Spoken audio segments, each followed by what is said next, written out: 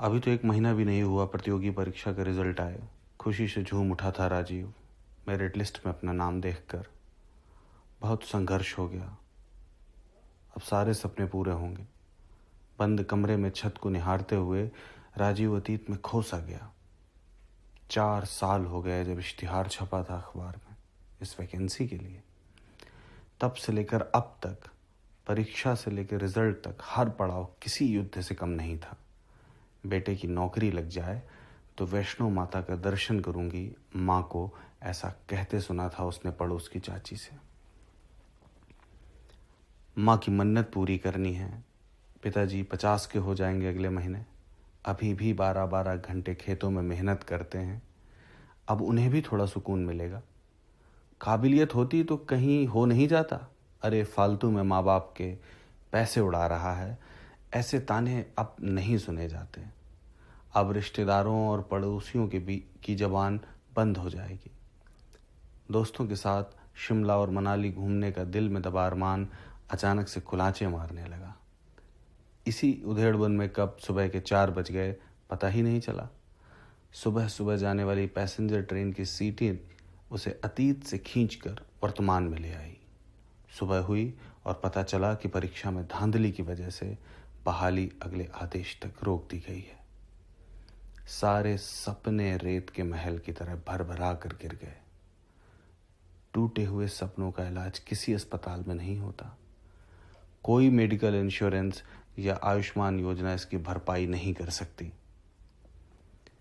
उपरोक्त कहानी न तो किसी एक राजीव की है और न ही किसी एक वैकेंसी की। पिछले कुछ समय से एक ट्रेंड सा चल गया है। हर वैकेंसी या तो लटक जा रही है या लटका दी जा रही है। ऐसी एक घटना के साथ किसी एक का सपना नहीं मरता, बल्कि उससे जुड़े कईयों के अरमान टूटते हैं। कभी आपने सोचने की कोशिश की कि ऐसा हो क्यों रहा है? 30 या 40 हजार की नौकरी लेकर कोई ताजमहल तो बनवा नहीं लेगा। फिर आज के युवा को सम्मान से जीने अर्थात लाइफ टू डिग्निटी से क्यों महरूम किया जा रहा है? आइए सिलसिलेवार तरीके से इसे समझने की कोशिश करते हैं। 1 दशक पीछे चलते हैं। भ्रष्टाचार के तमाम आरोपों से घिरी तत्कालीन यूपीए सरकार की साख आंदोलनों की आंधी में मानो उड़ सी गई थी। लोगों के दिलों में भ्रष्टाचार के खिलाफ सुलग रही चिंगारी एक बारूद का रूप ले चुकी थी और इसी बारूद की बुनियाद पर एक महामानव के अवतार की कहानी गढ़ी गई। एक ऐसा महामानव जिसके शब्दकोश में असंभव था ही नहीं। हर समस्या का समाधान था उसके पास। विश्वगुरु बनने का ऐसा प्रलोभन कि क्या ग्रामीण, क्या शहरी, क्या अनपढ़, क्या शिक्षित, सब इस आंधी में उड़ चले। रोजगार हो या भ्रष्टाचार, शिक्षा हो या स्वास्थ्य, सारे मुद्दे बौने हो चुके थे। एक ऐसी लहर जिसने पिछले 30 सालों के सारे प्रतिमानों को धता बताते हुए प्रचंड बहुमत की सरकार चुनी।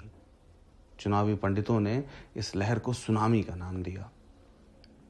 सुनामी अक्सर अपने साथ विध्वंस भी लेकर आती है। ये सुनामी भी कुछ अलग नहीं थी। धीरे धीरे विरोध में उठने वाली हर आवाज को देशद्रोही साबित किया जाने लगा। धन, बल, साम, दाम, दंड भेद, जो जिससे चुप रहे उससे चुप कराया जाने लगा। विरोध में उठने वाली हर आवाज को कुचल देना ही जैसे एकमात्र मकसद रह गया हो।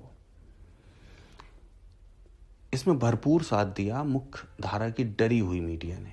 मीडिया का एक बड़ा वर्ग डर गया था या डरा दिया गया था, कहना मुश्किल है, लेकिन उस डर को साफ महसूस किया जा सकता था। बकौल रवीश कुमार, एक डरा हुआ पत्रकार मरा हुआ समाज पैदा करता है। यहां तो पूरा धड़ा ही महामानव के सामने रेंग रहा हो, जैसे समस्याएं यहीं से शुरू होती हैं। एक किसान दिन रात मेहनत करने के बाद भी अपनी फसल को उचित मूल्य पर नहीं बेच पा रहा, यह समस्या है। स्कूल और कॉलेज में 16 से 18 अनमोल साल गुजारने के बाद भी बच्चों को रोजगार के लिए तरसना पड़े, ये समस्या है। नर्सरी स्कूल में बच्चे के एडमिशन के लिए आप डोनेशन देने के लिए मजबूर हैं, ये समस्या है। महामारी के समय एक ऑक्सीजन सिलेंडर के लिए आप दर दर भटकें, ये समस्या है। आपके सोचने और समझने की ताकत को दुष्प्रचार द्वारा खत्म करने की कोशिश की जा रही है, ये समस्या है। बचपन से ही आपके बच्चों के मन में नफरत की जो चिंगारी सुलगाई जा रही है, वो बारूद बनकर कभी भी फट सकती है, ये भी समस्या है। थोड़ा ठहरिए और सोचिए कि इससे बाहर कैसे निकले। दरअसल ये लोकतंत्र के तसव्वुर में कंगाली का दौर है। हम सवाल करने से डरने लगे हैं। मत भूलिए कि आलोचना जमहूरियत का साबुन है, इसे जितना रगड़ेंगे उतना ही चमकेगा। चुनावी बयार बह रही है, देखिए कौन आपकी समस्याओं के साथ खड़ा है और कौन आपको इससे दूर ले जाने की कोशिश कर रहा है। जब तक आप मजहब और जाति को देखकर अपने प्रतिनिधि को चुनेंगे, आप इस मकड़ जाल से निकल नहीं पाएंगे। योग्यता जाति और धर्म की मोहताज नहीं होती। सवाल पूछिए अपने प्रतिनिधियों से, कटघरे में खड़ा कीजिए उन्हें, चाहे वो किसी भी पक्ष या विचारधारा के हों। लोकतंत्र ने आपको अधिकार दिया है,